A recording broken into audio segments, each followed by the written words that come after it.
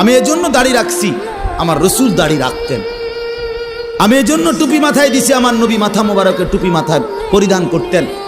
আমি এজন্য জামা পাঞ্জাবি গায়ে দিই, তিনি আমার রসুল সাল্লাল্লাহু আলাইহি সাল্লাম জামা পরিধান করতেন। আমি এই জন্য লুঙ্গি পরি, আল্লাহ রসুল সাল্লাল্লাহু আলাইহি সাল্লাম মৃত্যু পর্যন্ত লুঙ্গি পরিধান করেছেন।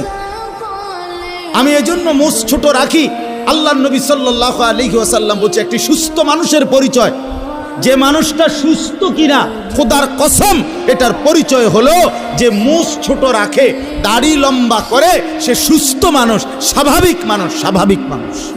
এত গুনাহ নিয়ে কবরে কেমনে যাবো? হাসরের ময়দানে দাঁড়াবো কিভাবে? আপনার বন্ধুর কাছে সুপারিশ চাইবো কেমনে মাওলা? হাউসে কাউসারের পানি মিলবে কিভাবে? আজই মাফ করে দেন, এখনই মাফ দেন, আপনি মাফই করে